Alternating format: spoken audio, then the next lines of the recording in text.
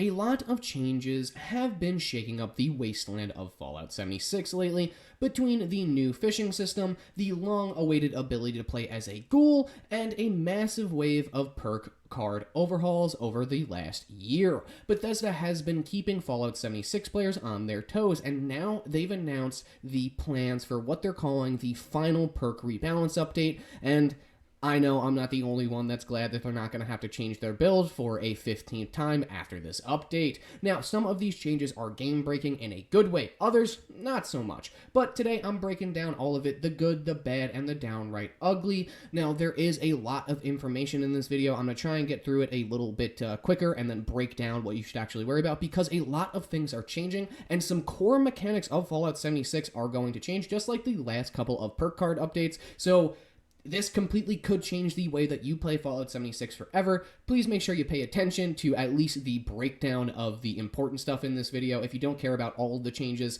you could skip them, but at least skip to the what is actually changing and what's important section.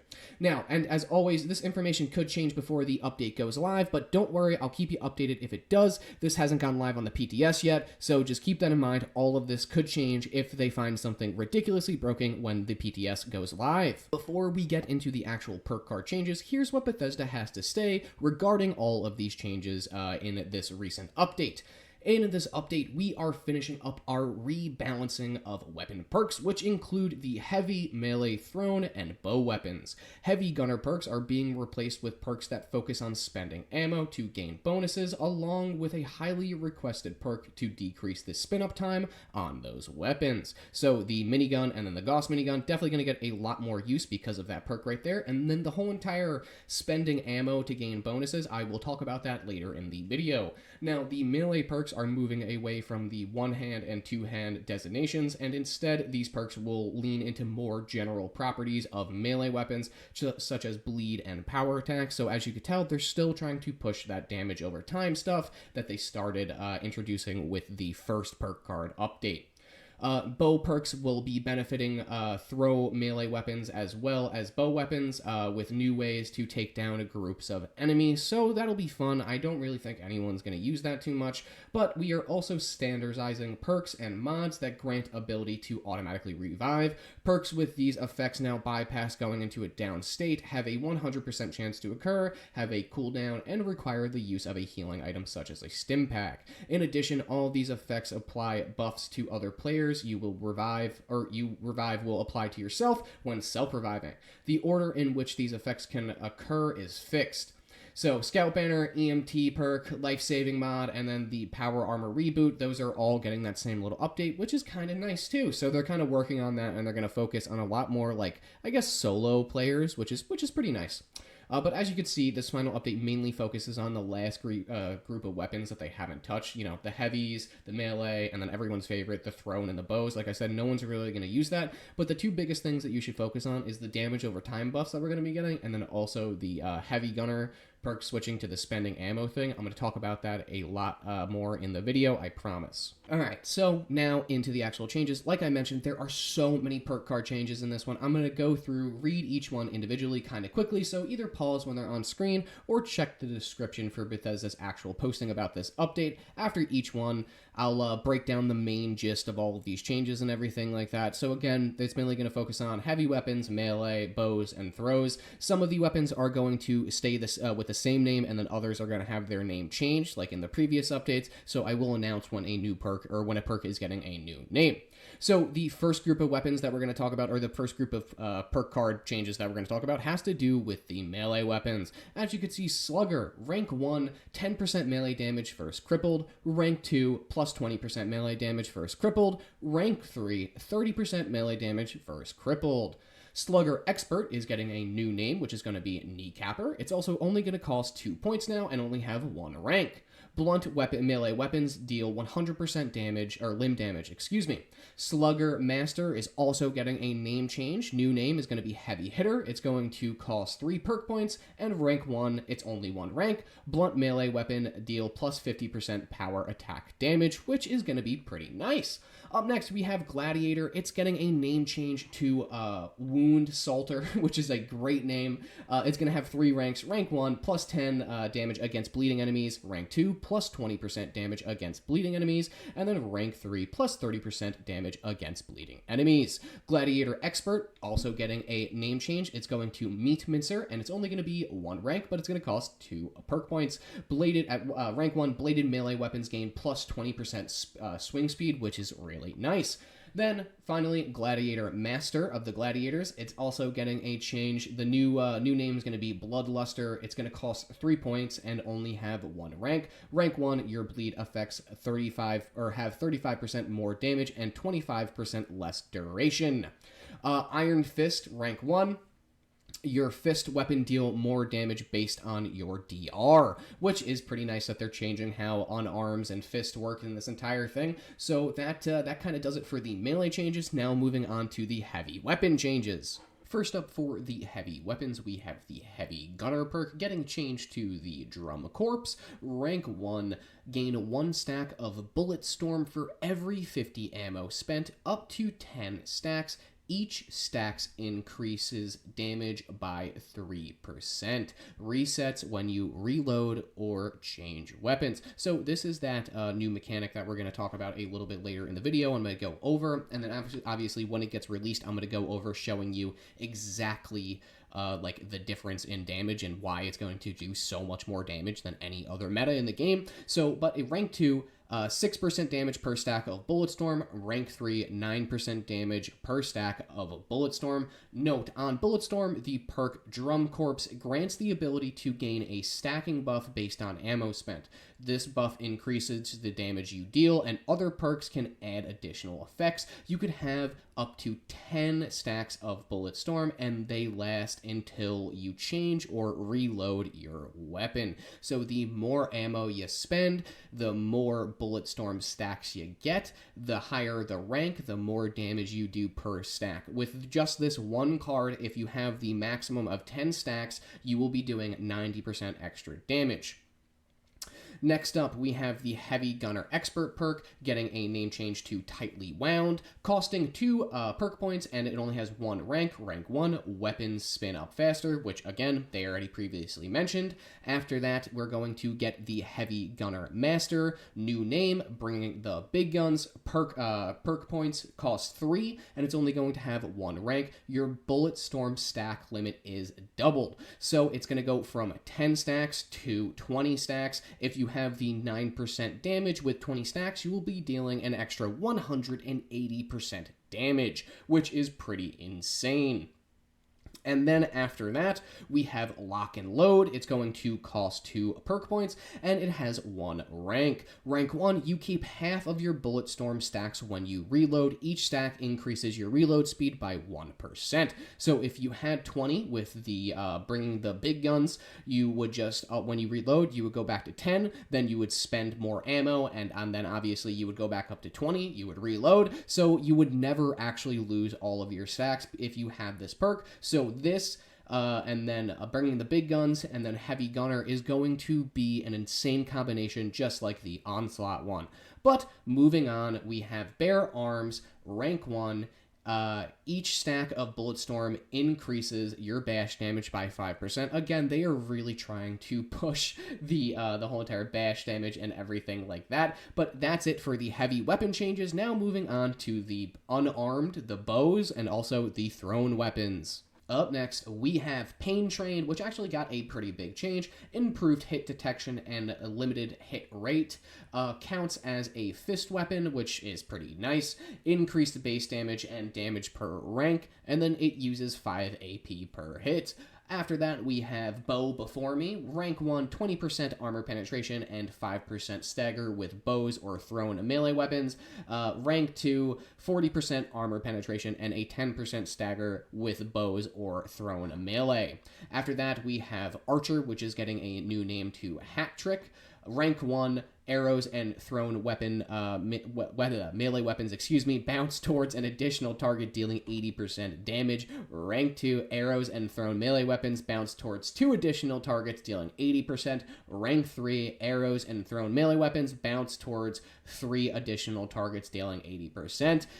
Dev note, the damage is reduced 20% each bounce. Bounce range is based on the weapon's range. So that's a new interesting mechanic, and it should make bows and thrown weapons being able to, be able to take out a few enemies at once instead of just one enemy at a time. So it should improve your overall DPS, but again, I don't think too many people will be using it. Up next, we have Archer Expert. It's getting a new name as well, which is Deal Sealer. It's going to cost 2 perk points, and it only has 1 rank. Rank 1, deal plus 10% damage for each impairment your target has. Dev note, impairments are crippled, bleeding, burning, poisoned. The info is shown in the Pip-Boy effects tab. And then Archer Master, it's going to cost 3 perk points, and at rank 1, arrow and thrown melee weapons pierce targets, so that's really interesting. You'll be able to deal more damage to more targets with these weapons.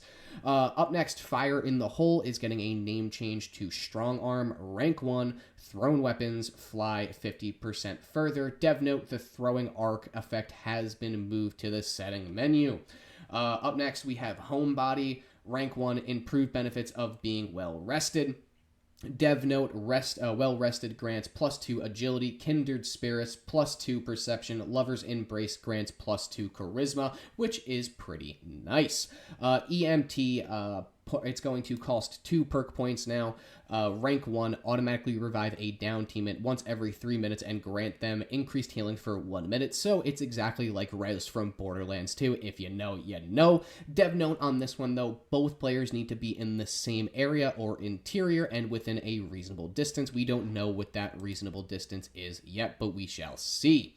Up next, we have Injector. Rank 1, players you revive have 18 AP regen for 1 minute. Up next, we have Revenant. Rank 1, players you revive have plus 25% damage for 2 minutes, which is actually pretty nice and could be used with like the rage strategies and everything like that. You just go down before you fight the first boss or before you fight the second boss, and you have, or the first boss or the last boss, and you have plus 25% damage for 2 minutes. That's going to be really interesting. Up next, Healing Hands. Players you revive are fully healed. That one could be a little bit annoying depending on if it takes away radiation. Speaking of radiation, up next is going to be Rad Sponge. Rank 1, absorb 10% of rads taken and restore hunger and thirst. Rank 2, absorb 20% of rads taken and restore hunger and thirst. Rank 3, absorb 30% of rads taken and restore hunger and thirst. Up next, we have Ninja. Rank 1, plus 50% sneak attack damage with melee and bows. Rank 2, plus 100% sneak attack damage with melees and bows. Dev note, extending this perk to bows and melee weapons because it was already in the game. Up next, we have Psychopath. Rank 1, hits outside VATS refill your critical meter at 5%. Rank 2, hits outside VATS refill your critical meter at 10%. And then Rank 3, hits outside VATS refill your critical meter at 15%. Up next, we have Grim Reaper's Spirit. It's going to cost 2 perk points now, and rank 1, gain plus 10% action point regeneration per kill while on a kill streak max of 10, so you'll have 100%. That's going to be really interesting too, and really nice for melee builds. It's going to really just to help out with that auto axe and everything like that. But up next, we have Bloody Mess. Rank 1, bleeding enemies you kill have a chance to explode based on your luck. Rank 2, bleeding enemies you kill have a chance to explode for more damage based on your luck. And then rank 3, bleeding enemies you kill have a chance to explode for more damage based on your luck. Dev note, the added damage to the gore explosion that scales with each player's rank and player level. This explosion does not damage you. Increased chance to proc with increasing your luck. Bloody Mess has a small chance to proc without the perk based on luck. So it's really nice. I think they're revamping this perk really well, and I'm excited to see what it does. It also should be able to, this should be able to take over, if you have like the Fireworks legendary perk card, this should take over that effect for you, so you should be able to swap that out if you were using that for extra damage, because this basically just takes over that spot. Up next, we have the Power Armor Reboot card. Rank 1, automatically revive using Stim Pack while in Power Armor, cooldown 10 minutes. Rank 2, automatically revive using a Stim Pack while in Power Armor, cooldown 8 minutes. Rank 3, automatically revive using a Stim Pack in Power Armor, cooldown 6 minutes. And then finally, Rank 4, automatically revive using a Stim Pack while in Power Armor, cooldown 2 minutes. Dev note, the random chance was removed and a cooldown was added. I think that this is a lot better in my opinion. Rank 4, every 2 minutes you'll automatically revive yourself, which is perfect for raids if you don't want to be a nuisance. And then finally, the last perk card on the Bethesda list is another melee one. For some odd reason, it wasn't up above, but we have Hack and Slash. Rank 1, melee attacks deal 20% of their damage in a small area. Rank 2, melee attacks deal 30% of their damage in a small area. Rank 3, melee attacks deal 40% of their damage in a small area. Rank 4, melee attacks deal 60% damage in a small area, of their damage in a small area, excuse me. That is all of the perk cards. Finally, we got through it. I know it was a long list. In the description, if you want to see them all, go ahead and check the Bethesda article, but they should have just been on screen for you as we've been going through them all. Alright, we finally made it to the end. That was a lot of changes, but I hear ya. What's the main takeaway? What's the point? What's getting buffed? And what are these big changes? So, firstly, the biggest change, I had to mention the Bulletstorm mechanic, which seems to be the best change to actually come with this whole entire update, and it's ridiculously similar to the recently aborted Onslaught mechanic, but it could be potentially stronger, as you're going to see here in a second. So basically, you have the perk card equipped, which is the Drum Corps one. It was the Heavy Gunner, but it just had its name changed, and every 50 bullets you fire gives you a stack of Bulletstorm, which either increases damage by 3%, 6%, or 9%, depending on your perk card level. You get 10 stacks of this Bulletstorm base, that's the maximum capacity, or you could double your stack limit to 20 with the Bringing the Big Guns perk card, so you could potentially increase your damage up to 180%, which is pretty crazy. But there's a catch similar to Anarchy in Borderlands 2 for the Necromancer gauge. If you know, you know. Once you reload, though, you lose all of these stacks or half of your stacks with the Lock and Loaded perk card equipped. So let's say you have a maximum of 10 stacks. You have those 10 stacks. You reload, you would lose all of those stacks without the Lock and Loaded perk card. Let's say you have 10 stacks. You have the Lock and Loaded perk card equipped. You reload, you would only go down to 5 stacks, so you could gain another 5 stacks. You would only lose half of your stacks, so you won't have to restart from the beginning. But if you had the 20 stacks, and if you reloaded with the Lock and Load perk card, it would bring you down to 10 stacks.